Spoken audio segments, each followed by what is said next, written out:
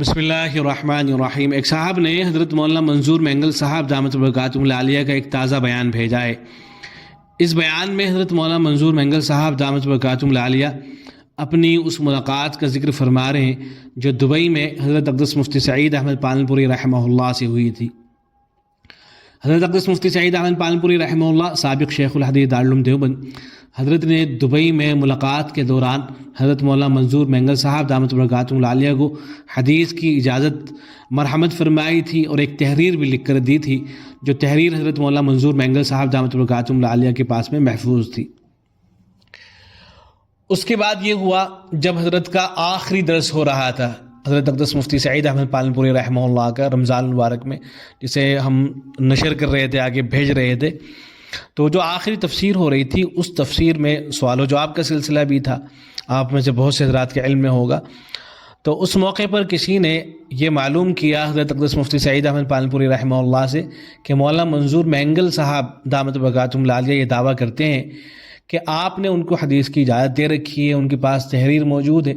تو حضرت اقدس مفتی سعید احمد پالنپوری رحمہ اللہ نے منع فرما دیا کہ بھئی میں تو نہیں جانتا ہوں منظور مینگل کون ہے۔ تو وائرل ہو گئی وہ ساری کی ساری چیزیں، اور بہت سے لوگ حضرت مولانا منظور مینگل صاحب دامت برکاتہم العالیہ پر اعتراض کرنے لگے کہ آپ یہ دعویٰ کرتے ہیں کہ آپ کو دارالعلوم دیوبند کے شیخ الحدیث نے حدیث کی اجازت دے رکھی ہے، آپ کے پاس تحریر موجود ہے، لیکن حضرت مفتی سعید احمد پالنپوری رحمہ اللہ تو منع فرما رہے ہیں۔ اور غالباً منع کرنے کی شاید وجہ یہ رہی کہ جو صاحب معلوم کرنے والے تھے، سوال کرنے والے تھے، انہوں نے حضرت مولانا منظور مینگل صاحب دامت برکاتہم العالیہ کا صحیح سے تعارف نہیں کرایا ہوگا حضرت اقدس مفتی سعید احمد پالنپوری رحمہ اللہ کے سامنے۔ بہرحال وہ چیزیں وائرل ہوئی، ہم چونکہ ساری چیزیں شیئر ہو رہی تھی اس وقت حضرت اقدس مفتی سعید احمد پالنپوری رحمہ اللہ کی، تو ہم نے بھی اس بیان کو شیئر کیا، تو اس پر بہت سے حضرات کی طرف سے جب اعتراضات ہونے شروع ہوئے تو حضرت مولانا منظور مینگل صاحب دامت برکاتہم العالیہ نے وہ تحریر جو ہے حضرت اقدس مفتی سعید احمد پالنپوری رحمۃ اللہ علیہ تک پہنچائی۔ تو حضرت نے اس تحریر کو دیکھا اور دیکھ کر پھر اس کی تصدیق فرمائی کہ ہاں یہ تحریر جو ہے میری لکھی ہوئی ہے اور میں نے ہی اجازت دے رکھی ہے حضرت کو۔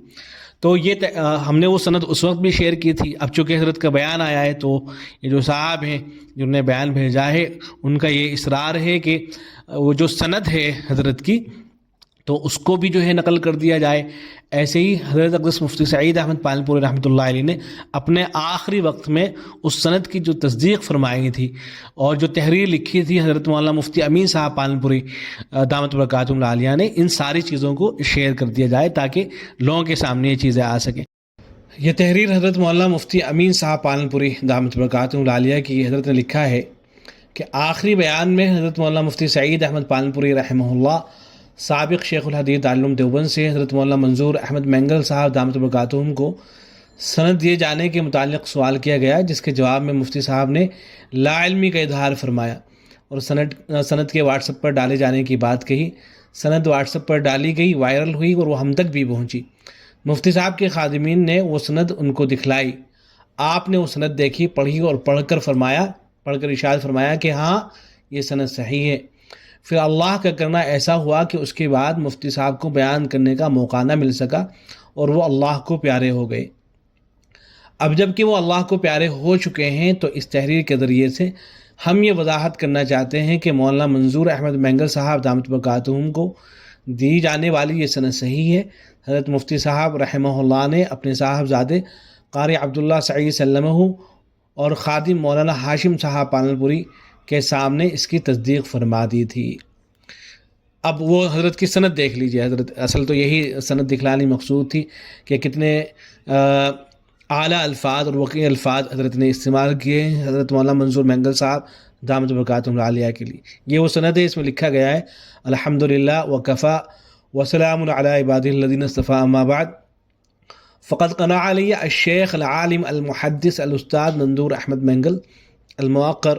بعض الاحادیث من سنن الامام الترمذی، کہ شیخ عالم محدث استاد حضرت مولانا منظور احمد مینگل صاحب انہوں نے ترمذی کی بعض احادیث میرے سامنے پڑھی۔ آگے حضرت نے فرمایا کہ وہ بحمد اللہ یدرس الترمذی بالجامعۃ الفاروقیہ بکراتشی، کہ وہ الحمدللہ جامعہ فاروقیہ کراچی میں حدیث کا درس دیتے ہیں، ترمذی پڑھاتے ہیں. وَهُوَ عَالِمٌ کبیر، وہ بڑے عالم ہیں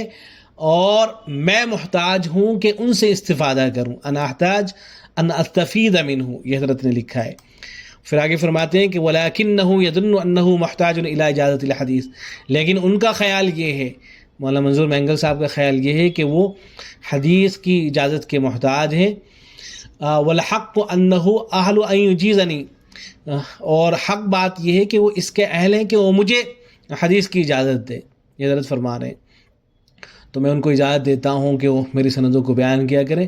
وبارک اللہ فی علمہ و تعلیمہ و افاداتہ، اللہ تعالیٰ ان کے علم میں، ان کی تعلیم میں، ان کے افادات میں برکت عطا فرمائے. اور میں ان سے گزارش کرتا ہوں کہ وہ اپنی نیک دعاؤں کے اندر مجھے یاد رکھیں. اور پھر اس کے بعد حضرت نے جو ہے اپنے دستخط فرما رکھے ہیں حضرت اقدس مفتی سعید احمد پالنپوری رحمہ اللہ نے، اور دبئی کا ذکر بھی کر رکھا ہے. یہ تحریر جو ہے حضرت اقدس مفتی سعید احمد پالنپوری رحمہ اللہ کی دبئی کی لکھی ہوئی ہے.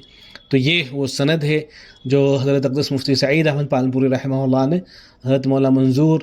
مینگل صاحب دامت برکاتہم العالیہ کو عنایت کی.